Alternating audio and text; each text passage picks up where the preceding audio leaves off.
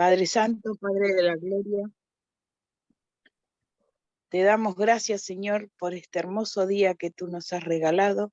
Gracias, Padre, porque en cada mañana, Señor, tú nos regalas un nuevo día de vida y tú nos das la fuerza que necesitamos para transitar este día. Padre amado, como dice tu palabra, tú renovarás nuestras fuerzas cada mañana. Padre Santo, Padre de la Gloria, gracias, Señor, por poder, Señor, apartar este tiempo, Señor, poder conseguir la transmisión, Padre amado, para estar juntos y poder escuchar tu palabra, Señor, y aprender cada semana algo nuevo, Padre Santo, algo distinto que no sabíamos, Padre amado. Gracias, Señor, por tu gran misericordia para con tus hijos. Gracias, Señor, porque somos tus hijos. Señor, estamos, Señor, eh, eh, eh, ¿cómo es? Dichosos, Señor, de ser tus hijos, Padre, de pertenecer, Señor, a tu pueblo, Padre amado. Gracias, Señor, porque tú nos has elegido, Padre, nos has apartado de este mundo, Padre, y nos estás enseñando cada semana. Padre Santo, permítenos, Padre Santísimo, poder ser leales a tu palabra, leales, Señor, a tu enseñanza, a lo que estamos aprendiendo, Padre Santo, Señor, y perdónanos, Padre amado, si causamos dificultades, Padre, perdónanos, Padre Santo, si nos desviamos sin querer. Ten, Señor, en cuenta nuestra condición humana. Padre Santo, gracias por mis hermanos que se han preparado en este día. Gracias, Señor, porque ellos han apartado tiempo, Padre, para preparar lo que han traído para esta mañana. En el nombre de Yeshua, que tu bendición esté sobre cada uno de tus hijos, los que se han conectado, Padre, y los que todavía, Señor, podrán conectarse en esta mañana. Gracias, Señor. Ábrele puertas, ábrele camino, en el nombre de Yeshua, que tu bendición esté sobre tu pueblo. Gracias, Señor. En el nombre de Yeshua, amén. Gloria a Dios. Amén. Adelante, ברוך hermano. אתה אדוני אלוהינו מלך העולם אשר קידשנו במצוותיו וציוונו לעסוק בדברי תורה בשם ישוע משיחנו amén. Bendito sea Señor nuestro Dios, Rey del universo, que nos santificas con tus mandamientos y nos has ordenado ocuparnos de las palabras de la Torá. En el nombre de Yeshua, nuestro Mesías. Amén y amén. Amén. Entonces damos inicio a la lectura de esta Haftará para la Parashá Vayigash, ¿sí? Tercera semana. La encontramos en el libro de Ezequiel, capítulo 37, desde los versículos 15 al 28. ¿Sí? Tiene por título La reunión de Judá y de Israel. Voy a tomar lectura de la versión Reina Valera 1960. Se escucha bien, ¿verdad? ¿Sí? Amén. Vino a mí palabra de Jehová, diciendo: Hijo de hombre, toma ahora un palo y escribe en él, para Yehudá y para los hijos de Israel sus compañeros. Toma después otro palo y escribe en él, para José, palo de Efraín, y para toda la casa de Israel sus compañeros. Júntalos luego el uno con el otro, para que sean uno solo, y serán uno solo en tu pueblo. Y cuando te pregunten los hijos de tu pueblo diciendo: ¿no nos enseñarás qué te propones con esto? Diles: así ha dicho Jehová el Señor. He aquí, yo tomo el palo de José, que está en la mano de Efraín, y a las tribus de Israel sus compañeros, y los pondré en el palo de Judá, y los haré un solo palo, y serán uno en mi mano, y los palos sobre los que escribas estarán en tu mano delante de sus ojos, y les dirás: así ha dicho Jehová el Señor. He aquí yo tomo a los hijos de Israel de entre las naciones a las cuales fueron, y los recogeré de todas partes, y los traeré a su tierra, y los haré una nación en la tierra, en los montes de Israel, y un rey será a todos ellos por rey, y nunca más serán dos naciones, ni nunca más serán divididos en dos reinos, ni se contaminarán más con sus ídolos, con sus abominaciones, y con todas sus rebeliones, y los salvaré de todas sus rebeliones en las cuales pecaron, y los limpiaré, y me serán por pueblo, y yo a ellos por Dios. Mi siervo David será rey sobre ellos, y todos ellos tendrán un solo pastor, y andarán en mis preceptos, y mis estatutos guardarán, y los pondrán por obra. Habitarán en la tierra que di a mi siervo Jacob, en la cual habitaron vuestros padres. En ella habitarán ellos, sus hijos, y los hijos de sus hijos para siempre. Y mi siervo David será príncipe de ellos para siempre.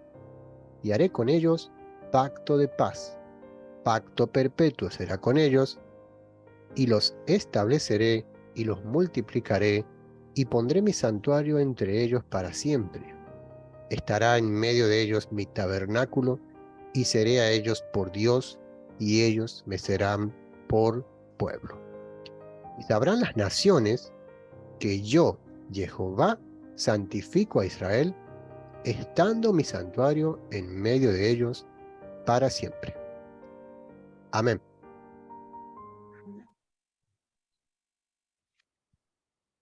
Amén a la palabra. Bueno, vamos a leer también el Brit Hadashah y después desarrollamos todo junto, ¿puede ser? Amén. Laura, por favor.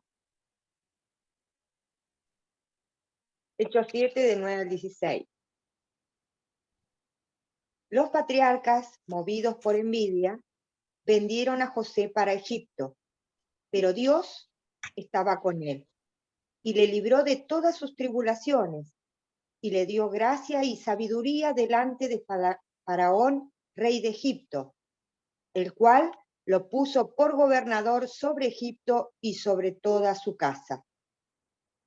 Vino entonces hambre en toda la tierra de Egipto y de Canaán, y grande tribulación, y nuestros padres no hallaban alimento. Cuando oyó Jacob que había trigo en Egipto, envió a nuestros padres la primera vez. Y la segunda, José se dio a conocer a sus hermanos, y fue manifestado a Faraón el linaje de José. Y enviando José, hizo venir a su padre Jacob y a toda su parentela, en número de 75 personas. Así descendió Jacob a Egipto, donde murió él y también nuestros padres, los cuales fueron trasladados a Siquem y puestos en el sepulcro que a precio de dinero compró Abraham de los hijos de Amor en Siquem. Amén a la palabra. Amén a la palabra. Bueno, buenísimo. Muchas gracias para los lectores. Bueno, vamos a desarrollar, ¿sí? La Haftará en esta semana, de esta última semana de esta para allá, ¿no? Yo creo que venimos de la historia de José, ¿sí? Toda esta historia que abarca prácticamente más de 3 semanas, ¿sí? Por ejemplo, venimos de la para allá número 9, 10, 11 y 12, y tenemos que comprender qué nos arroja esta historia. ¿Sí? Yo estuve estudiando todo este tiempo y ya hace unos años que vengo estudiando, y cada vez que la vuelvo a repasar, vuelvo a encontrar cosas maravillosas realmente, ¿sí? La historia de José por algo abarca tanto y tiene una enseñanza muy grande, ¿sí? Muy grande en nuestra vida.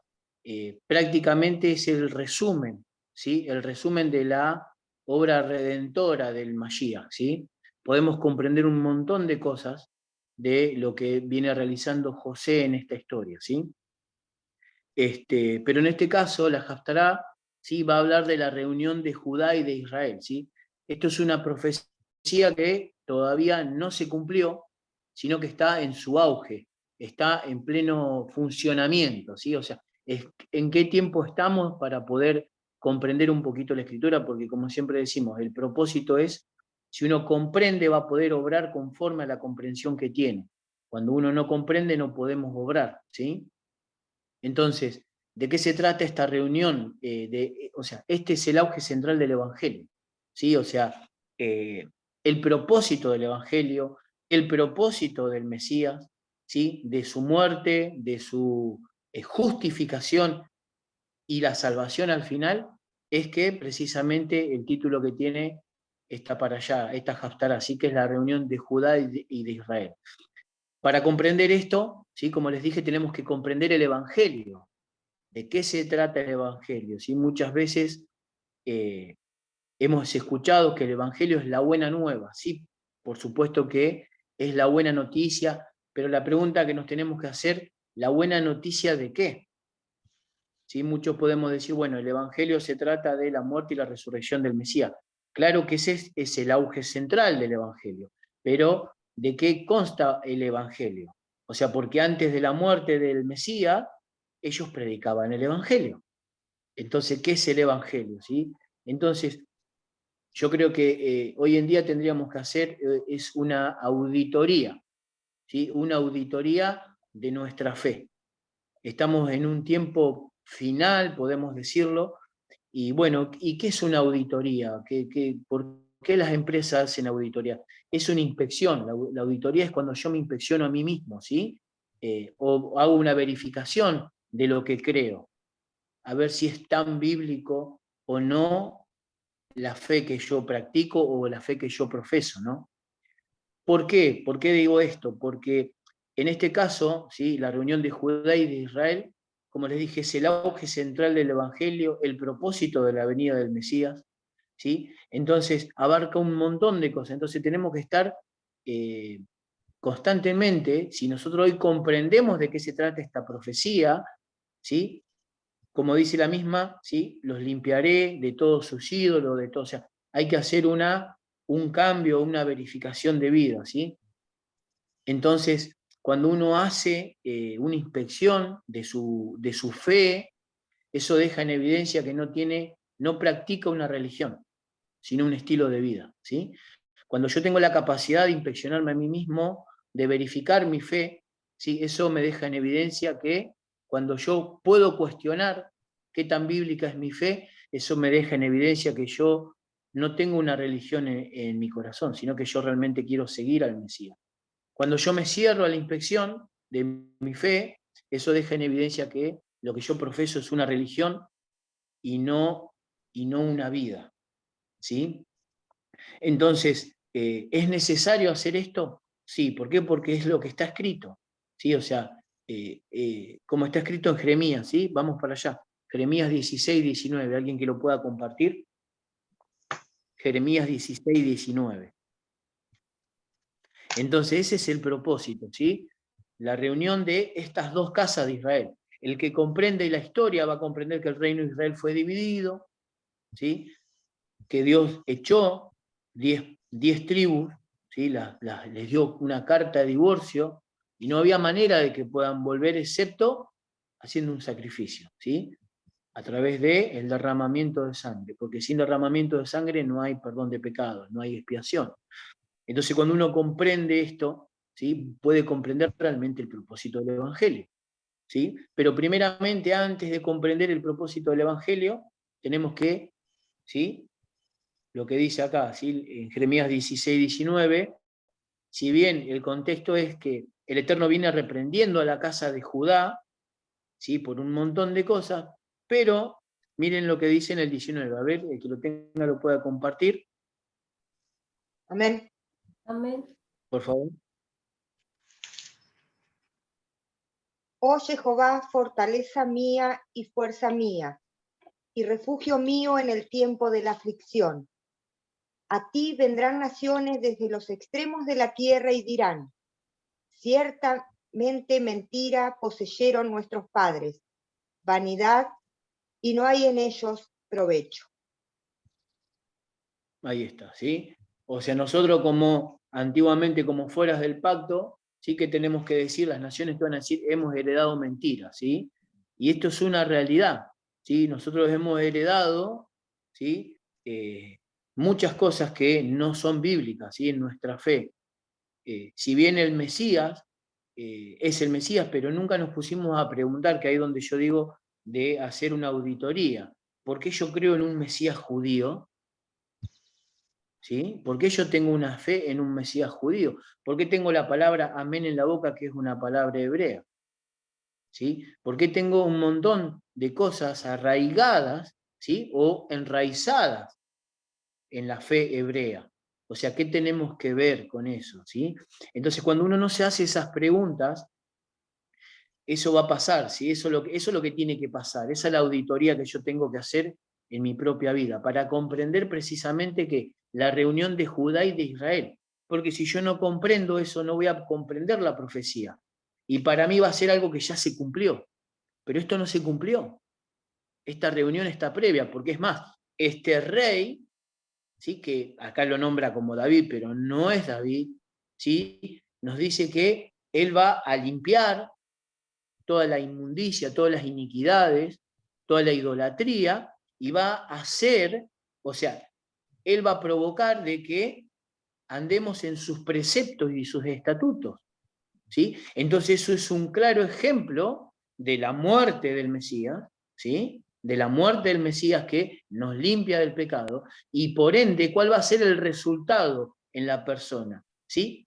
El seguir precisamente sus decretos y sus estatutos, ¿sí? Eso va a ser una demostración de la persona que ya fue justificada, ¿sí? Porque muchas veces también creemos de que ya somos salvos, ¿sí? No podemos confundir justificación con salvación. Primero somos justificados y al final seremos salvados, ¿sí? Entonces eso es necesario comprender todas estas cosas para, ¿sí? ¿Para qué? Para, como les digo, esto es hacer una auditoría de mi fe. Entonces, si nosotros comprendemos esta para allá, comprendemos toda esta historia de la Biblia, toda esta historia que viene desarrollando José, vamos realmente a poder comprender el Evangelio. Porque si nosotros no comprendemos esto, no vamos a comprender nunca el Evangelio, ¿sí? Nunca vamos a llegar a comprender la profundidad del Evangelio, ¿sí? Va a ser todo muy superficial cuando eso es tan profundo, ¿sí? Y prácticamente yo podría decirle que es insondable, ¿sí? No va a tener un fin, porque cada vez que uno estudia y busca y comprende, realmente va a poder desarrollar esta fe, que ese es el propósito, llevar una vida de fe, no una religión, ¿sí? Yo no pertenezco a una religión, yo tengo un estilo de vida conforme a lo que dice la Biblia, ¿sí? Como dijo Gene Staley, yo hago cosas bíblicas de manera bíblica. Esa es la diferencia, a llevar una práctica, ¿sí? O a tener una fe o a pertenecer a un grupo determinado, o yo identificarme con un grupo determinado, ¿sí? Esa es la diferencia. Entonces, cuando yo comprendo, ¿sí? Que el propósito que los hermanos vendieron a José, voy a poder comprender lo que pasó con el Mesías. Si yo no comprendo esta para allá, toda la que venimos viendo, 9, 10, 11 y la que sigue, si yo no comprendo toda la historia, todo el desarrollo de esta historia, no voy a poder comprender cuál fue la función del Mesías, porque precisamente la sombra más profética que existe dentro de la Biblia, aparte de la de Abraham con Isaac en el sacrificio en el monte Moria, es precisamente la historia de José, ¿sí? Entonces, ahí está el punto. Yo lo que les pregunto, José, cuando, ¿sí? Hay muchas cosas significativas en esta historia. José la primera vez que apareció no se dio a conocer con sus hermanos. La segunda vez, él sí se da a conocer. Entonces ahí nos deja algo muy claro. Nos marca la primera y la segunda venida del Mesías. Ahora la pregunta que yo les hago a todos, ¿sí? Cuando José en su el segundo encuentro, si podemos decir lo que tiene con sus hermanos, ¿él los condenó? ¿Él los condenó? ¿Él condenó a Judá? ¿Lo maldijo a Judá? ¿Le dijo, bueno, ahora te voy a tribular, Judá, por lo que me hiciste pasar? ¿O lo abrazó y se largó a llorar? Lo abrazó y se largó a llorar. Entonces eso tenemos que comprender, ¿sí? No podemos ir por esta vida, ¿sí? Ir sin hacer una auditoría de nuestra fe, ¿sí? Creyendo cosas que no son bíblicas, ¿sí? Culpando a gente, ¿sí? O condenando a gente que tal vez es totalmente inocente. Y lo hacemos obviamente por nuestra ignorancia, pero eso no quiere decir que la ignorancia, ¿sí? A mí me produzca, ¿cómo decirlo para que suene bien? Me produzca, o sea, que yo no pueda tener culpabilidad. La ignorancia no me exceptúa la culpabilidad a mí. ¿Me entienden lo que les digo? Entonces ese es el punto. Entonces, cuando yo comprendo toda esta secuencia que venimos a ver, esta reunión, ¿sí? El propósito de que José fue vendido, no es casualidad. No es casualidad. Entonces, ahí voy a poder comprender la verdadera obra redentora, ¿sí? De que hoy las naciones conocen como Jesús el Cristo. ¿Sí? El que le pusieron la ropa roja, el que tiene el pelo largo, el que está clavado en una estaca todavía, ¿sí? En algunas denominaciones cristianas, en otras solamente está la cruz, ¿sí? Entonces, eso es lo que tenemos que comprender nosotros. Es necesario que en estos tiempos finales, porque el conocimiento está aumentando a un nivel increíble. Entonces, cuando yo comprendo que realmente el conocimiento está aumentando, es necesario hacer esta auditoría. Es necesario comprender de que la apostasía no está por venir. Ya la apostasía está. Ya la apostasía comenzó, ¿sí? Después de la ascensión del Mesías al cielo. Ya empezó ahí la apostasía. Ese fue el comienzo de la apostasía. Y hoy estamos en pleno auge. Como también estamos en pleno auge del cumplimiento de las profecías. Como dice al final, y sabrán las naciones que yo santifico a Israel. O sea, ¿qué está diciendo? Que él va a separar, porque santificar no es tener una aureola de oro sobre mi cabeza, sino el apartarme. Entonces él habla claramente que va a apartar al pueblo de la masa, ¿sí? de la gente. Entonces eso es lo que tenemos que comprender. Por eso se llama remanente. No habla de montón, habla de un remanente. ¿Sí? Un remanente que va a gobernar las naciones. ¿Con qué? Con vara de hierro. ¿Por qué? Porque precisamente esa vara que el Mesías con la que va a gobernar son las 12 tribus de Israel, ¿sí? Restauradas, porque esa era la esperanza que tenían ellos, ¿sí? Si nosotros comprendemos el Evangelio, vamos a poder comprender que se trata de que de la historia de una familia, de la restauración de esa familia, de que esa familia creció en un número gigante de personas, porque también el Mesías mismo habló sobre esto. No porque yo lo digo, ¿sí? O porque no es lo que nosotros creemos, es lo que está escrito. Lo que pasa es que no estudiamos y entonces desconocemos, ¿sí? Entonces, como les decía, esta historia de José es maravillosa realmente porque nos deja un montón de enseñanzas, ¿sí? Un montón de enseñanzas, y como podemos ver, José precisamente tiene 2 hijos, ¿sí? En Egipto, Manasés y Efraín. Bueno, ahí está, ¿sí? Efraín es la plenitud de los gentiles. Es la plenitud de los gentiles. Entonces, cuando yo comprendo esto, ¿sí? Que el propósito es que todos los que nacieron en Egipto o todos los que nacieron en Babilonia somos parte de un pueblo. Después de la mano de Moisés, cuando salen, Dios no hizo distinción de personas. Le dijo, el extranjero, o sea, el propósito es que seamos parte de un pueblo, ¿sí? Parte de un pueblo, no parte de una institución. ¿Sí? Israel es un pueblo, no es una institución. Esa es la diferencia. Israel es una nación. Israel es un estilo de vida. Cuando yo hablo de Israel, hablo de un estilo de vida. No hablo de una fe. No hablo de practicar una fe. Hablo de un estilo de vida conforme a la fe. Esa es la diferencia. Entonces, cuando yo digo Israel, ¿sí? Abarca tantos conceptos, tanto conocimiento. Es tan grande el nombre de Israel, que realmente yo les puedo asegurar de que es un estilo de vida, ¿sí? Es un estilo de vida. Y es necesario que hagamos esta auditoría ¿Para qué? Para quitar un montón de cosas que traemos, conceptos que traemos como qué es el Mesías, qué es el reino de los cielos, ¿sí? Tantos conceptos errados que traemos, como les dije hoy, sí, Dios, Jesús o Dios no hace acepción de personas, pero si leemos en el libro de los Hechos, ¿sí? Cuando Pedro lo va a visitar a Cornelio, Cornelio era un hombre que ¿qué hacía? Practicaba la justicia. Entonces, Dios no hace acepción de personas cuando uno practica la justicia. ¿Sí? Entonces tenemos que hacer una auditoría muy fuerte sobre lo que creemos. ¿Por qué? Porque, como dice Jeremías, vamos a ir y decir, ciertamente, mentiras heredadas nuestros padres, y es una realidad. Hemos heredado un conjunto de mentiras, pero esas mentiras que hemos heredado, cuando uno realmente tiene un corazón sincero de aprender, ¿qué va a pasar? Todas las cosas se van a ir cayendo, pero bárbaro, eso es lo que tiene que pasar. Eso a mí lo que hace, me incrementa la fe, no me la disminuye. Porque si cada cosa que yo creía voy descubriendo que no era así, ¿sí?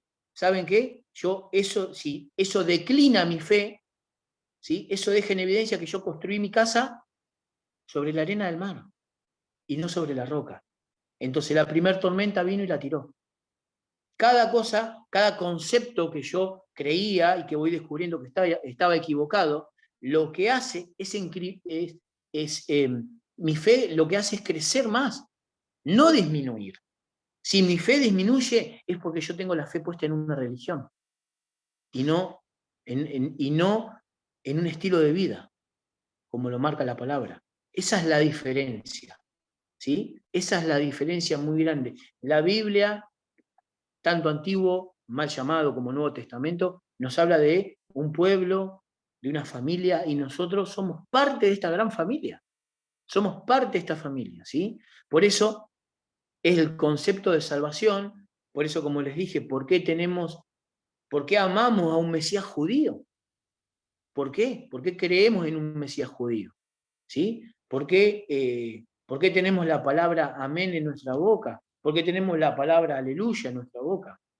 Pero como no hacemos una auditoría de nuestra fe, no podemos llegar a comprender el nivel, ¿sí? No podemos llegar a comprender la magnitud de la salvación. No podemos llegar a comprender la magnitud de la justificación que hizo el Mesías por nosotros, ¿sí? Entonces, ese es el propósito. Los hermanos lo vendieron ¿para qué? ¿Para traer qué? ¿Qué pasó? ¿Sí? ¿Cuál fue cuando los hermanos obraron de esa manera? ¿Qué produjeron?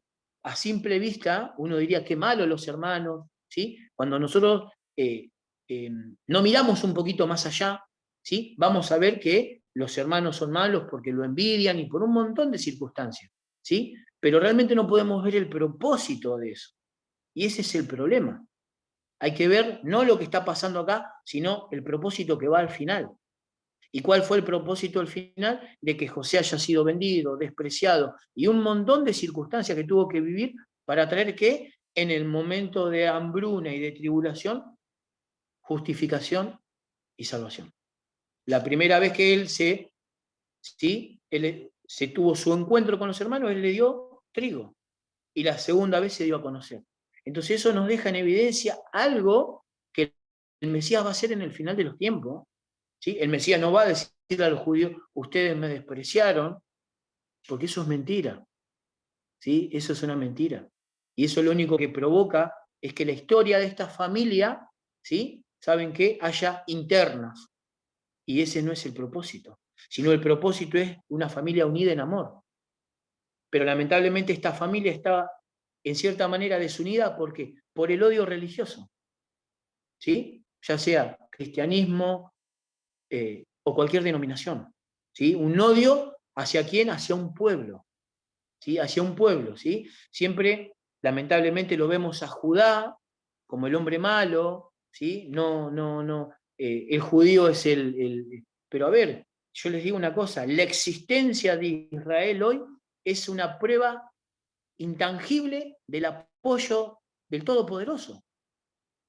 Le parezca a quien le parezca, le guste a quien le guste, es una realidad. ¿Sí? Ha habido prédicas de que Israel desapareció porque Dios se enojó y de golpe y porrazo en un día nació una nación. ¿sí? Más allá de que sea sionista, de que, o sea, por eso les digo, tenemos que hacer una auditoría de nuestra fe, porque siempre creemos de que el anticristo va a aparecer en Israel, ¿sí? El anticristo se va a sentar en el templo, la vaca roja, tantas cosas, y siempre vemos para allá como lo malo, pero no entendemos todavía de que el hijo pródigo somos nosotros. El que está allá en Medio Oriente es el que está en la casa. Ese es el que está en la casa, el que se va a poner celoso. Pero nosotros creemos que nosotros estamos en la casa. Por eso una de las características más grandes que tiene Efraín es la envidia. ¿Sí? Efraín tiene envidia a Judá. Y esto es una realidad. Entonces, cuando yo veo todas estas cosas, cuando uno comprende el propósito del Evangelio, de que nació sí, más allá de que si fueron sionistas, o sea, tenemos que realmente hacer una fuerte auditoría de nuestra fe, ¿sí? Siempre lo vemos al judío como el malo, ¿sí? Sacamos totalmente de contexto la Biblia, o sea, a ver, el pueblo fue uno de los pueblos más perseguidos y hoy existen. ¿Y por qué existen? Porque el Todopoderoso lo permite. La tierra no le pertenece, ¿sí? Ni a los ismaelitas, ¿sí? Ni a ¿cómo se llama? No me va a salir el nombre ahora. Ni a Esaú, por decirlo así, ni a Edom. No les pertenece. No les pertenece ni a los ismaelitas ni a Edom. ¿Le pertenece a quién? A Israel, a los descendientes de Abraham, de Isaac y de Jacob. Entonces nosotros tenemos que identificar con esta descendencia. ¿Por qué? Porque ese es el propósito. Si yo comprendo el Evangelio, voy a poder comprender todo esto, todo este concepto, ¿sí? Entonces, el Mesías, ¿qué nos dijo? El Mesías nos hace parte de este pueblo. Él dijo que vino a buscar este pueblo, ¿sí? Este famoso que puso Dani el video, ¿sí? El Valle de los Huesos Secos, ¿sí? Como dice Mateo 15. Vamos para Mateo 15. Mateo 15. Mateo 15. ¿Me escuchan bien? Mateo 15, 21. Vamos a ver lo que dice el Mesías. Perfecto, gracias. Mateo 15, del 21 al 28. No. Por favor, ¿cómo no, Ruth? 21 al cuánto? Al 28. Al 28.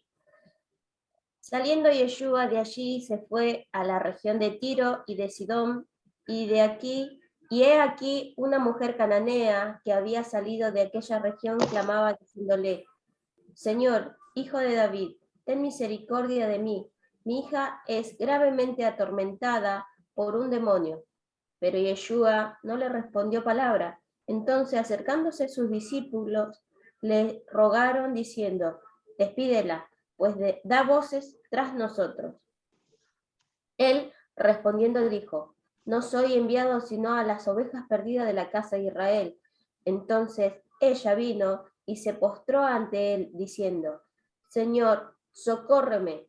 Respondiendo él, dijo: no está bien tomar el pan de los hijos y echarlo a los perrillos. Y ella dijo: sí, Señor, pero aún los perrillos comen de las migajas que caen de la mesa de sus amos. Entonces respondiendo Yeshua, dijo: oh mujer, grande es tu fe, hágase contigo como quieres. Y su hija fue sanada desde aquella hora. Amén. Esta, gracias. Sí, entonces acá vemos, ¿sí?, que esta mujer cananea, ¿sí?, venía atrás del Mesías, y él le dice: yo no soy enviado sino a las ovejas perdidas de la casa de Israel. O sea, mi propósito, ¿sí?, que yo venga a este mundo, la función que tengo que cumplir es buscar a las ovejas perdidas de la casa de Israel, ¿sí? Y él le aclara, ¿sí?, y le dice: no está bien darle el pan de los hijos a los perrillos. O sea, el Mesías tenía una humildad muy grande, porque en realidad a los gentiles se les decía que eran perros, ¿sí? Y él, para no utilizar la palabra perros, ¿sí?, literalmente, él utiliza la palabra perrillos, ¿sí? Pero es una realidad, ¿sí?, lo que le está planteando el mismo Mesías, ¿sí? Entonces, No está bien, le dice, porque el pan es para los hijos, no para los perrillos, pero los perrillos comen debajo de la mesa. Perfecto. ¿Sí? Entonces ahora la pregunta es esta, ¿sí? Que por eso les digo, ¿qué queremos ser? ¿Perrillos debajo de la mesa comiendo el pan o queremos sentarnos en la mesa a ser hijos? Si queremos realmente sentarnos en la mesa y ser hijos, tenemos que identificarnos, ¿sí? Con quien Él llamó, ¿sí? Con quien Él llamó, porque si yo me identifico con alguien que Él nos llamó, entonces, ¿con quién me estoy realmente identificando?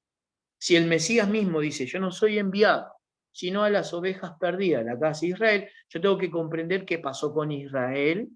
¿Hubo ovejas que se perdieron? Claro. Ese es el propósito de su venida. Ese es el propósito porque José fue vendido, y ese es el propósito de un montón de cosas más, ¿sí? Entonces, esto está escrito, ¿sí? Pero la mujer cananea, ¿qué hace? Tiene fe. Perfecto. Entonces él dice, hágase, ¿sí? Hágase. Entonces, desde aquella hora fue sanada, ¿sí? Fue sanada, listo. O sea, pero hasta suena chocante esta parte de la historia porque Jesús no la escucha, no la... Entonces los apóstoles le dicen, despedila, despedila. O sea, y cuando lo vemos de este punto, no, el Mesías no haría eso, pero esto es lo que está escrito, ¿sí? Obviamente que muchas cosas de las que están escritas fueron cambiadas, sí. ¿Las podemos identificar? Por supuesto que sí. Pero esto es una realidad intangible, ¿sí? ¿De qué? De que una realidad fuerte, quiero decir, ¿no? De que él se manifestó, ¿sí? Él vino, Él murió, Él causó justificación a las ovejas y nos hace parte del pueblo. El propósito es que, como Moisés sacó de Egipto un montón de esclavos, seguro, porque Egipto era un imperio, así nosotros también podemos ser parte de este pueblo. O sea, Él nos da la oportunidad de que el mundo entero sea Israel. ¿Sí? El mundo entero tiene que ser Israel. Esa es la realidad. El mundo entero tiene que proclamar Israel. ¿Sí? Esa es la verdad. ¿Por qué? Porque todo esto estaba profetizado también. Todo esto estaba profetizado, Isaías 9. Vamos para allá. Por eso es necesario hacer una auditoría de nuestra fe, qué es lo que creemos. Es muy necesario y muy bueno, ¿eh? Y muy bueno. Isaías 9, del 1 al 7. Dice así. ¿Sí? Isaías 9, del 1 al 7. Mas no habrá siempre oscuridad para la que ahora está en angustia, tal como la aflicción que le vino en el tiempo que livianamente tocaron la primera vez la tierra de Zabulón y a la tierra de Neftalí. Pues al fin llenará de gloria el camino del mar, ¿sí? De aquel lado del Jordán. ¿Por qué dice de aquel lado del Jordán? Porque se sabía, o era algo muy simbólico, o hasta podemos decir que era un hebraísmo, que los que vivían de allá, de aquel lado del Jordán, eran gentiles, ¿sí? Se los tomaba como gentiles, ¿sí? Los que vivían del otro lado del Jordán. Y dice, de aquel lado del Jordán, ¿a dónde? En Galilea de los gentiles, ¿sí? De los sin pacto, o de los que fueron echados. El pueblo que andaba en tinieblas vio gran luz. Los que moraban en tierra de sombra de muerte, luz resplandeció sobre ellos. Multiplicaste la gente, ¿sí? Y aumentaste la alegría. Se alegrarán delante de ti como se alegran en la siega. ¿Y cuándo es la siega? ¿Sí? Tenemos dos siegas, ¿sí? ¿En las fiestas de qué? De otoño. La siega final de los tiempos, ¿sí? Como en la siega, ¿sí? Como se gozan, se alegran en la siega, como se gozan cuando reparten despojos, porque tú quebraste su pesado yugo y la vara de su hombro y el cetro de su opresor, como en el día de Madián, porque todo calzado que lleva el guerrero en el tumulto de la batalla y todo manto revolcado en sangre serán quemados, ¿sí? ¿En dónde? Pasto del fuego. Porque un niño nos es nacido, ¿sí? Nos es nacido, hijo nos es dado, el principado sobre su hombro, y se llamará su nombre admirable, consejero, Dios fuerte, Padre eterno, príncipe de paz. Lo dilatado de su imperio y la paz no tendrán límite sobre el trono de David y sobre su reino, ¿sí? Disponiéndolo y confirmándolo en juicio y en justicia, desde ahora y para siempre. El celo de Jehová de los ejércitos hará esto. O sea, ¿de qué está hablando acá? ¿Sí? Que este niño que nos ha nacido, que este príncipe admirable, ¿a quién viene a buscar? Lo mismo que él dijo. Yo no soy enviado, sino a las ovejas que perdidas de la casa de Israel. Israel fue dividida en dos, por eso acá vemos que la profecía que toma un palo, ¿sí? Precisamente en la próxima vamos a ver a quién le dejó la primogenitura, o de quién va a tomar el lugar de primogénito de José, a quien bendice Jacob, ¿sí? Entonces eso es lo que tenemos que ver. Entonces Israel fue dividido en dos, ¿sí? Bueno, entonces, ¿qué va a pasar? ¿Qué hace la sangre del Mesías? Vuelve a unir ese pueblo, ¿sí? Vuelve a unir ese pueblo. Por eso cuando uno viene a ser parte del pueblo de Israel o se identifica con el pueblo de Israel, ahí se cumple lo que dice, yo soy el que santifico, ¿sí? Como dice al final, ¿sí? Yo santifico, aparto a Israel de entre las naciones, lo aparto. Y eso es lo que está pasando, ¿sí? La gente le llama secta, la gente le llama judaizante, le pueden poner un montón de títulos, ¿sí? No importan los títulos, ¿sí? Nosotros comprendemos que esta profecía está en auge, ¿sí? No podemos decir, ay, qué lindo deben ser los apóstoles que vivieron con el Mesías, por supuesto que sí. Pero qué lindo nosotros que podemos ver esta profecía delante de nuestros ojos cumpliéndose hoy en día. Estamos viendo esta profecía cumpliéndose. ¿Cuál? La de que está primeramente apartando para después, ¿qué? Unificarla. Ese era el propósito de Pablo, eso es lo que peleaba Pablo, eso es lo que enseñaba Pablo, eso es lo que enseñaban los apóstoles, ¿sí? Que la unión de las dos casas. Y lo dejó escrito Pablo. Efesios 2, del 12 al 18. Vamos para allá.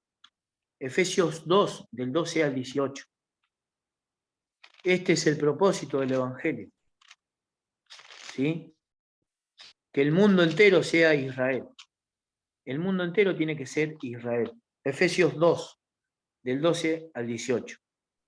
Dice así, ¿sí? Hablándole a los de Éfesos, ¿no?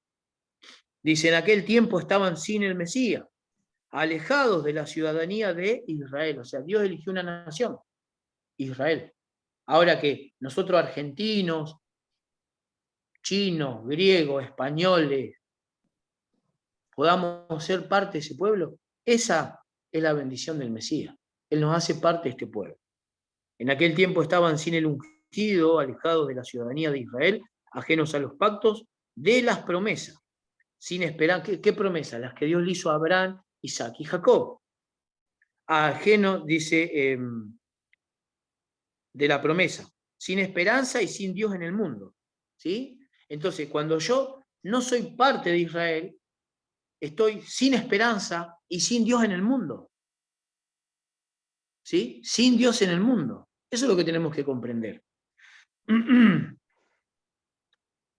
Pero ahora, ¿sí? Y acá donde va a dejar muy claro la función de Cristo, la función del Mashiach. Pero ahora en Mashiach Yeshua, Cristo Jesús, vosotros que en otro tiempo estabais lejos, ¿a dónde estábamos nosotros? En la Galilea de los gentiles, fuera de los límites de Israel, hacia afuera. ¿Sí? Hacia afuera. Por eso, ¿sí? Más adelante vamos a ver cuando la bendición de Jacob a José, habla que, ¿sí? José se va a extender más allá de los muros. ¿Por qué? Porque eso hace alusión que la descendencia de José se va a alejar de los límites de Israel. ¿Sí? Dice, pero ahora en Cristo Jesús, vosotros que estabais lejos, habéis sido hechos cercanos por medio de la sangre, o sea, por el sacrificio. Porque Él es nuestra paz, que de ambos pueblos, la pregunta, la auditoría que se tendría que hacer hoy la gente, ¿qué pueblo está hablando? Dos pueblos. ¿Sí? Que de ambos pueblos Perdón.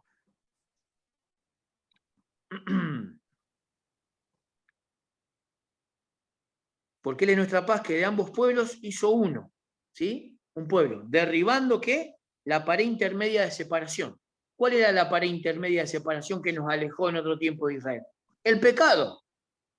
Y no solamente el pecado, ¿sí? Y acá lo va a aclarar, ¿sí? Aboliendo en su carne, derribando la pared intermedia de la separación, ¿sí? Ahí está. Aboliendo en su carne las enemistades que había entre las dos casas, ¿sí? No solamente el pecado, sino que la ley de los mandamientos expresado en la ordenanza. Ahí está. Abolió los mandamientos, no.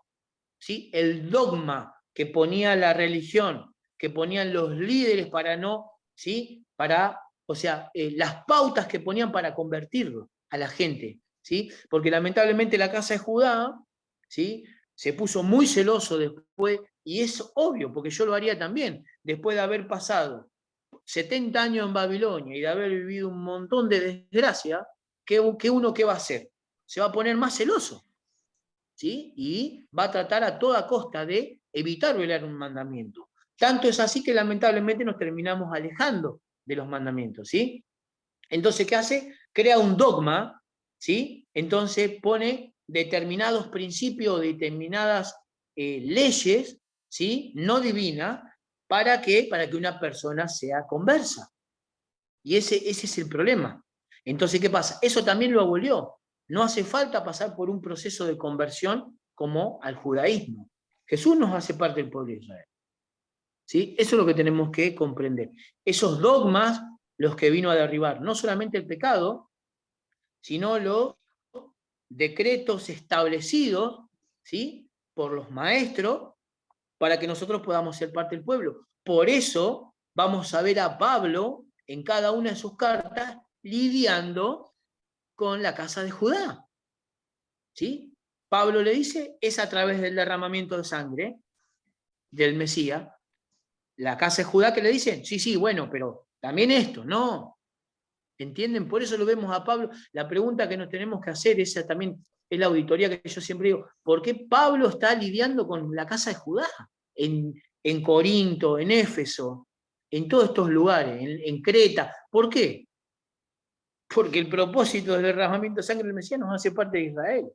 No nos hace parte de una institución religiosa. Esa es la diferencia. ¿Sí? Esa es la diferencia. Aboliendo en su carne la enemistad, la ley de los mandamientos expresados en ordenanzas, para crear en sí, en el mismo, ¿sí? O sea, de los dos pueblos, ¿sí? Para crear en sí mismo de los dos pueblos uno solo, ¿sí? Y nuevo hombre, haciendo la paz. Shalom. ¿Qué está diciendo acá? Lo que acaba de decir, ¿sí? El profeta Jeremías, el profeta Ezequiel, perdón, ¿sí? En la unión de Judá e Israel. Acá está el cumplimiento. Acá está el inicio del cumplimiento. El derramamiento de sangre derribó esa pared intermedia, entonces ahora somos parte de Israel. No somos parte de una denominación. ¿Se entiende la diferencia? Ese es el punto, ¿sí? Poder comprender eso, ¿sí?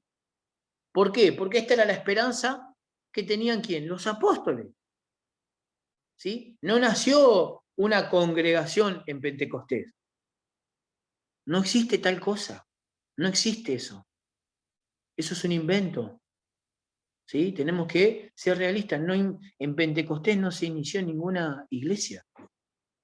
¿Sí? El Espíritu Santo no bajó en el aposento alto, que se convirtieron 3.000 cuando las calles de Jerusalén tenían 1,50 m de ancho. ¿Usted cree que en el aposento alto va a haber 3.000 personas?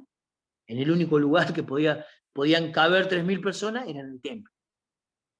Y que estaban celebrando Shavuot. Lo que hoy Edom llama una fiesta judía.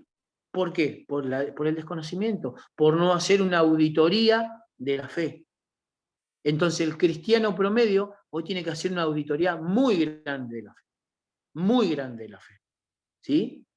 ¿Por qué? Porque estamos en tiempos finales. ¿Sí? Porque hoy tenemos otra esperanza. El cristiano promedio tiene otra esperanza hoy de la que tenían los apóstoles. Entonces, ¿qué estamos predicando? ¿Cuál era la esperanza que tenían los apóstoles? ¿Cuáles fueron las palabras que le preguntaron? Ya resucitaste el Mashiach, ¿sí? ¿Sí?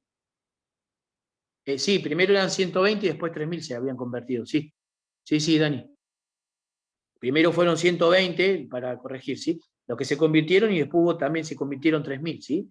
Pero bueno, en cierta manera, a lo que vamos es, ¿cuál era la esperanza que tenían los apóstoles? ¿Cuál era su esperanza después que lo vieron resucitado, ¿sí? Que el reino mesiánico empezara, porque ese era el sueño que tenían todos, el reino mesiánico manifestado, pero no comprendían la historia de José, ¿sí? No comprendían la historia de José. Ellos el concepto de mesiánico, ellos creían que venía el Mesías a reinar. No, primero venía como el siervo sufriente, como José, y después viene a reinar, ¿sí? Por eso Jesús en Mateo 24 le cita precisamente que Daniel, el que lea Daniel entienda de qué estaba hablando de las 70 semanas, de cómo que el Mesías primero tenía que morir, ¿sí? Eso es lo que el mismo Mesías le está marcando a la gente, ¿sí? Entonces, ¿cuál era la esperanza? La restauración del reino. Hoy tenemos otra esperanza. ¿Y eso saben por qué? Por no hacer una auditoría de mi fe. Y eso es lo que tenemos que hacer hoy, auditar una y otra vez, ¿sí? Si lo que estamos haciendo es correcto, si esto es así. ¿Por qué? Porque el nuevo pacto o el pacto renovado no es con una institución, no es con gentil, ¿sí? Jeremías 31, vamos allá. Jeremías 31, vamos a ver con quién es el nuevo pacto.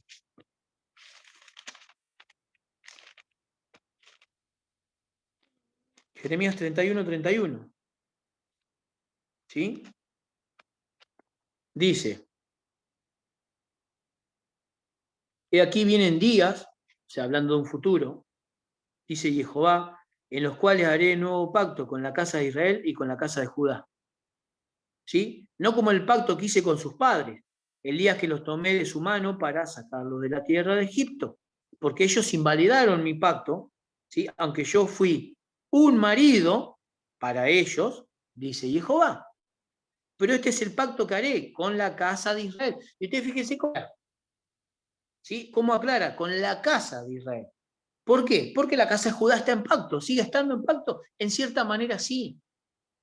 Lo único que ellos fueron endurecidos a reconocer al Mesías, nada más. ¿Hasta cuándo? Hasta que se cumpla el tiempo de los gentiles.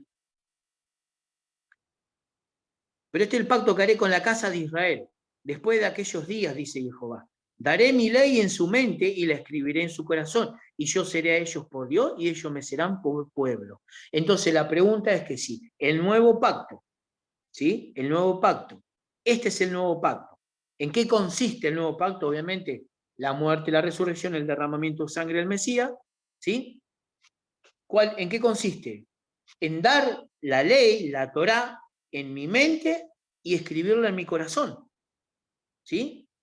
Y ahí Él será para nosotros por Dios y nosotros seremos su pueblo. Entonces, la auditoría que yo me tengo que hacer hoy, ¿por qué yo estoy llamando maldición a algo que Dios me tiene que escribir adentro? ¿Qué espíritu es ese que me está hablando? ¿Sí? Esa es la auditoría fuerte que se tiene que hacer la gente hoy. ¿Necesitamos un baldazo de agua fría? Y sí. ¿Sí? ¿Qué auditoría se está haciendo? Cuando yo llamo, tal vez en otro tiempo llamaba a la Torá, que era, no, la Torá, atadura y maldición. Entonces la pregunta es, ¿de qué parte, de qué pacto estás haciendo vos? ¿Qué tan bíblica es tu fe? ¿Qué tan bíblica es tu salvación? ¿Qué tan real es tu Mesías? ¿Estás predicando al verdadero Mesías? ¿O estás predicando una reinterpretación del Mesías? Porque acá mismo me dice, con la casa de Israel. Por ende, si Cristo se apareció en mi vida, es porque yo soy parte de la casa de Israel. Porque acá no dice nuevo pacto con los griegos, con los romanos, ¿sí? Sí que él muere, y si los griegos, los romanos, los chinos y los japoneses lo reciben, él le da la potestad de ser pueblo. ¿Por qué? Porque él escribe su ley, la instrucción de su padre, en su mente y en su corazón. ¿Sí? No existe tal cosa como un nuevo pacto con los gentiles. No existe el Israel espiritual. No existe el Israel espiritual. ¿Por qué? Porque al árbol yo lo conozco por los frutos. No existe tal cosa como Israel espiritual. Eso es un invento. ¿Sí? Eso es un invento. Entonces ese es el nuevo pacto. Con la casa de Judá y con la casa de Israel. Y cuando yo acepto las condiciones que Dios me pone para el pacto, me hace parte de su pueblo. Y por ende, ¿sí? Por ende, yo voy a poder comprender la profecía que está en pleno auge, que es la que leímos, la que leyó el hermano Daniel, ¿sí? Ezequiel 37, ¿sí? No solamente la parte de la unión, sino que primeramente los va a revivir. Va a revivir a la casa de Israel, que estaba muerta entre las naciones. Cuando él sopla sobre los huesos secos, estos huesos secos se paran literalmente, resucitan, ¿sí? ¿Y qué hacen? ¿Qué van a hacer? Comprenden de que algún día van a ser unidos con la casa de Judá. Nosotros hoy comprendemos que en algún momento vamos a ir a Israel. ¿Por qué? Porque el reino de los cielos es allá. No es en el aire, no es en las nubes, ¿sí? ¿Por qué? ¿Por qué lo comprendemos? Porque hicimos una auditoría de nuestra fe. ¿Sí? ¿Me declinó mi fe por saber de que no me voy a ir al cielo? No, al contrario. Porque el reino de los cielos está acá. Lo que hizo fue incrementar mi fe, la auditoría que yo hice. Padre nuestro, la oración modelo, que estás en los cielos, véngase hacia nosotros tu reino. No vamos nosotros para allá. Viene el reino acá. Eso es lo que tenemos que comprender. Entonces, ¿es necesaria una auditoría para poder comprender la unión de las dos casas de Israel? Por supuesto que sí. Ahora va a llegar un momento, ¿sí?, que se va a tener que tomar una decisión. Y ese es el punto. ¿Sí? Vamos para Joel. Joel 3. El famoso valle de Josafat. Y esta es la decisión que van a tener que tomar las naciones en un momento. Las naciones, nuestros familiares, porque esto es una cuestión de decisión propia. ¿Sí? Joel 3. Juicio de Jehová sobre las naciones. Porque aquí que en aquellos días y en aquel tiempo en que haré volver la cautividad de Judá y de Jerusalén. La pregunta que nos tenemos que hacer, ¿volvió la cautividad de Judá? Sí. Israel hoy, más allá de la forma de gobierno y de todas las cosas que estén pasando en Jerusalén, ¿sí?, está en pie, y eso es una evidencia del respaldo divino. ¿Sí? Entonces, ¿qué es lo que va a, miren lo que va a acontecer? Reuniré a todas las naciones o a todos los gentiles y las haré descender ¿a dónde? Al valle de Josafat. Y allí entraré en juicio con ella. ¿A causa de quién? ¿O por causa de quién? De mi pueblo. Por causa de mi pueblo.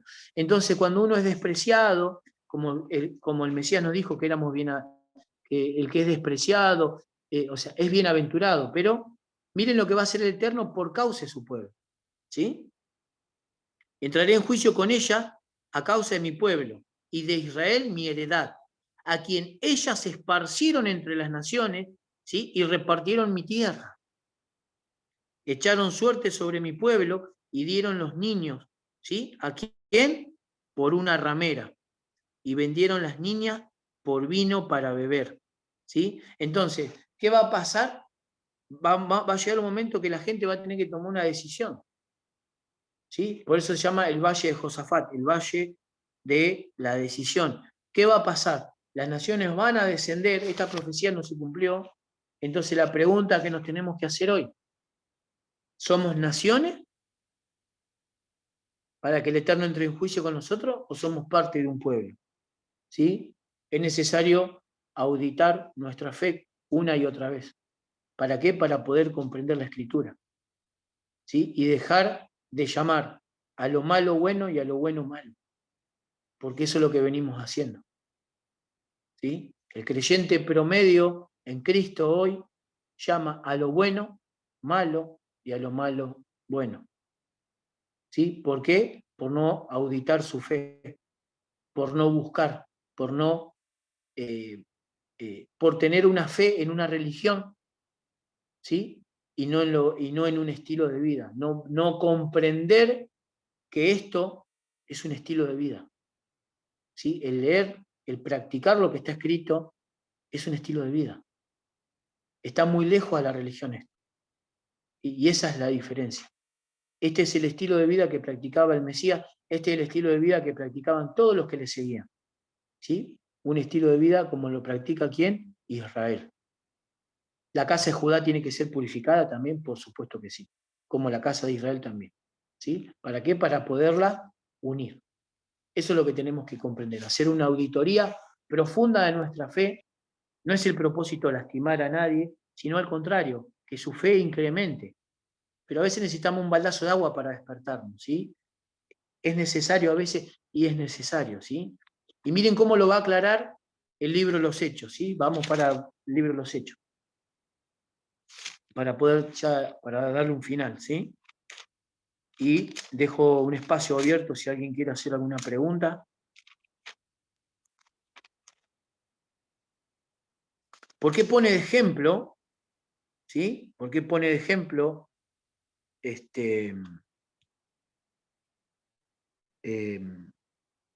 vamos a ver, ¿no? Hechos, ¿dónde lo habías leído, Laura? 7:9, ¿verdad? Hechos 7:9. Hechos 7:9, sí, sí. Sí, acá habla de la defensa de Esteban, ¿no? Bueno, acá también podríamos extender un poquito la enseñanza, ¿sí? Porque Esteban lo acusaban de predicar en contra de la ley y de que Jesús iba a cambiar las costumbres que vino a traer Moisés, ¿sí? La pregunta que nos tenemos que hacer nosotros, ¿sí? Porque eso es lo que tenemos que hacer, preguntarnos constantemente, una y otra vez, para poder comprender. A Esteban lo pudieron matar porque pusieron 2 testigos falsos. Entonces, si pusieron 2 testigos falsos, ¿sí? Nunca Esteban predicó en contra de la Torá, ni nunca predicó de que Jesús venía a cambiar las costumbres o la ley de Moisés. Si yo hoy digo de que Jesús vino a cambiar la ley de Moisés, me estoy constituyendo en un falso testigo. Obviamente, por ignorancia, pero me estoy constituyendo como un falso testigo. ¿Sí?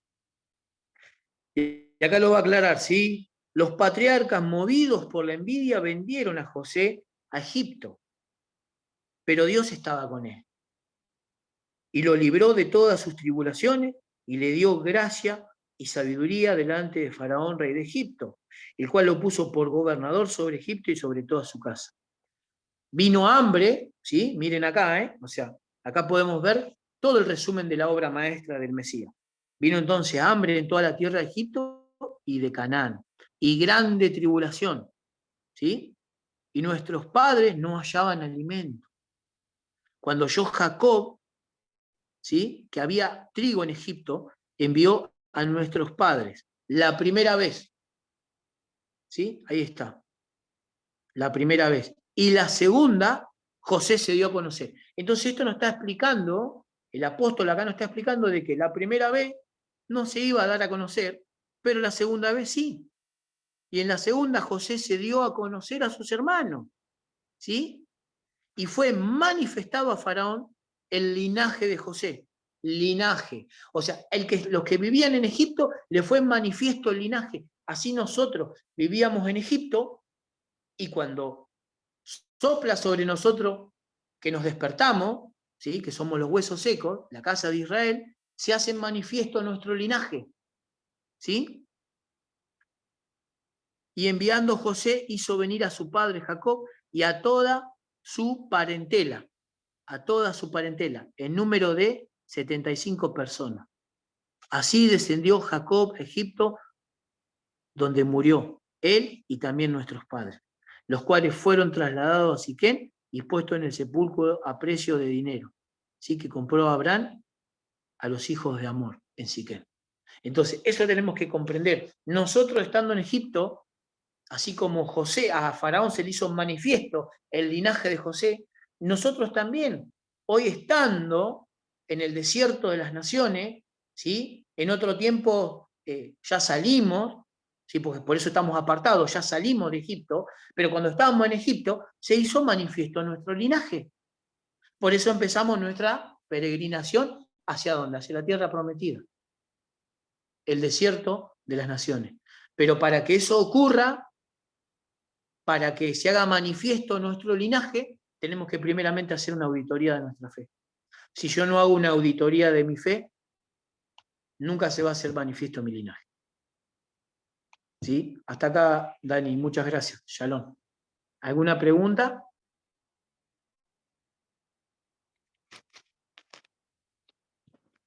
¿Preguntas? ¿Nadie?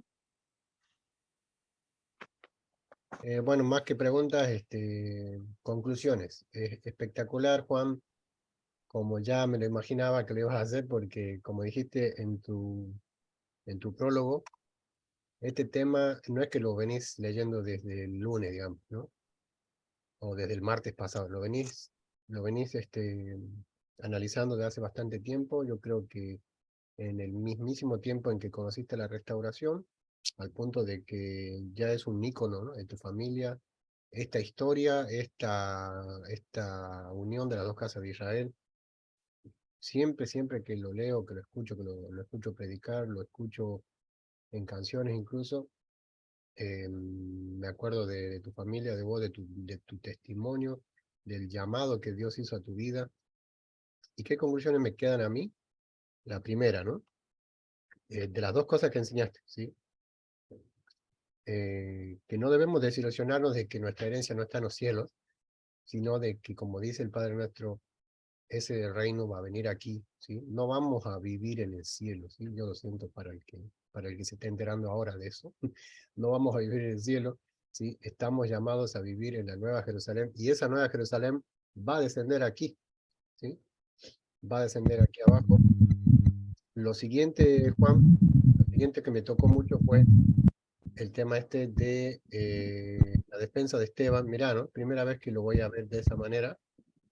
La defensa de Esteban fue porque a él lo acusaban de lo que hoy por hoy la gente se mofa, ¿sí?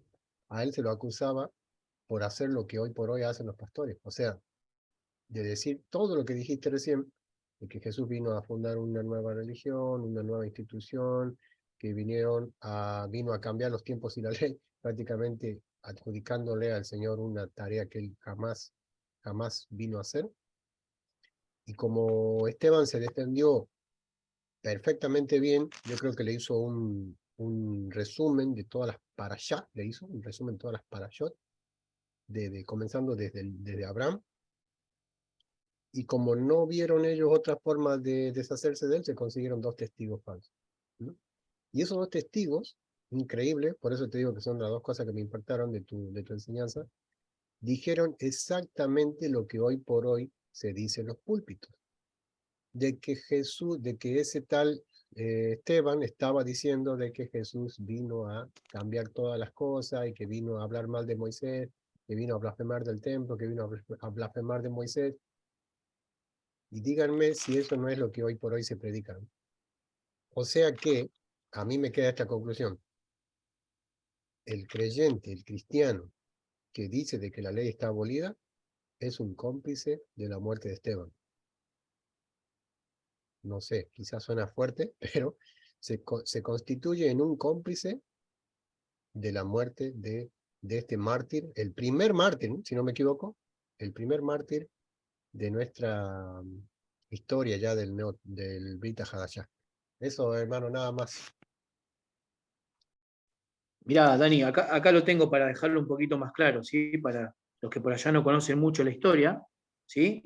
Está precisamente en Hechos 6:8, ¿sí? Esteban, lleno de gracia y de poder, hacía grandes prodigios, señales entre el pueblo. Entonces se levantaron unos de la sinagoga, ¿sí?, llamados los libertos, ¿sí?, y de los de Cirene, de Alejandría, de Cilicia, de Asia, disputando con Esteban. pero no podían resistir a la sabiduría y al espíritu con que hablaba. Y esto es una realidad. Esto es una realidad. O sea, yo me impacto realmente porque esto es una verdad. Es increíble. Entonces sobornaron a uno para que dijesen, ¿sí?, que le habían habido palabras blasfemas contra Moisés y contra Dios. ¿Sí? Y solivianaron al pueblo, a los ancianos, ¿sí?, y a los escribas. ¿Sí? Arremetiendo, le arrebataron y lo trajeron al concilio. Y pusieron testigos falsos que decían: este hombre no cesa de hablar palabras blasfemas contra este lugar santo y contra la Torá. Pues le hemos oído decir que ese Jesús de Nazaret destruirá este lugar y cambiará las costumbres que nos dio Moisés. Entonces, todos los que estaban sentados en el concilio, al fijar los ojos en él, vieron su rostro de un ángel, el de Esteban. Y acá donde se va a defender Esteban, y dijo, el sumo sacerdote dijo entonces: ¿esto es así? Y él dijo: varones hermanos y padres, oíd, el Dios de la gloria apareció a nuestro padre Abraham, o sea, le está explicando el Evangelio, en Mesopotamia, antes que morase en Harán, y le dio: sal de su tierra y de tu parentela, ve a la tierra, perdón, sal de tu parentela y de tu tierra, leblejá, ¿sí?, lo que dijiste, le está haciendo un resumen de las para allá, y ve a la tierra que yo te mostraré. Entonces salió de la tierra de los caldeos y habitó en Harán, y allí, muerto su padre, ¿sí?, Dios le trasladó a esta tierra en la cual vosotros habitáis ahora, y no le dio herencia en ella, ni aún para asentar un pie, pero le prometió que se le daría en posesión, y a su descendencia después de él, cuando él aún no tenía hijo. Y le dijo Dios así, que su descendencia sería extranjera en la tierra, ajena, ¿sí?, y que los reducirían a servidumbre, los maltratarían, ¿sí?, por 400 años. Mas yo juzgaré, dijo Dios, a la nación de la cual serán siervos, y después de esto saldrán y me servirán en este lugar. Y le dio el pacto de la circuncisión, así Abraham engendró a Isaac, le circuncidó el 8º día, Isaac a Jacob, y Jacob a las 12 patriarcas. Y acá donde explica, ¿sí? O sea, ¿qué está explicando Esteban acá? Todo el proceso de que como el Mesías ahora apareció y ascendió a los cielos, va a volver, se va a presentar por segunda vez. Por eso le muestra precisamente la historia. Aleluya. Eso también nos da... Eso es lo increíble. Eso nos abre un Pero, poquito... Perdón. Sí. No, que nos abre un está bien, por poquito favor, el sí, corazón y la mente para algo que también dijiste en tu inicio, de que qué evangelio iban a predicar los apóstoles si Yeshua todavía estaba vivo, todavía no había muerto y resucitado. Más o menos Esteban nos está dando una pauta del evangelio que predicaban los apóstoles, los 70. ¿Qué les parece eso? Comenzando desde el Lej Lejá, ¿sí?, hasta llegar exactamente hasta donde estamos ahora. ¿Mm? Ahí está el Evangelio. Ese es el Evangelio. Por eso hay que hacer una auditoría fuerte de la fe. Es increíble que realmente, lamentablemente, hoy nosotros, al decir que Jesús vino a terminar con la ley de Moisés, no estamos constituyendo, o sea, lo que le aplicó el concilio para poder matarlo a Esteban es el Deuteronomio 13, precisamente, que habla del falso profeta, ¿sí? Entonces, ¿qué pasa? Eso a nosotros nos constituye como falsos testigos del Evangelio. Me serán testigos en Judea, en Samaria y en los confines de la tierra. Si yo enseño de que Jesús vino a terminar con la ley de Moisés y con su pueblo, me estoy constituyendo un falso testigo en los confines de la tierra. ¿Sí? Por eso es necesario hacer una auditoría muy fuerte de las cosas que venimos creyendo. ¿Sí? ¿Por qué? Porque, como dijo el profeta Jeremías, hemos heredado mentiras. Y es así, hemos heredado mentiras. Pero esa mentira no nos tiene que bajar nuestra fe, al contrario, la tiene que aumentar a un nivel muy alto, al nivel que tenía Esteban, lleno de gracia, lleno de poder. Por eso no le podían refutar, porque Esteban conocía Aleluya. el Evangelio y conocí el propósito. Amén.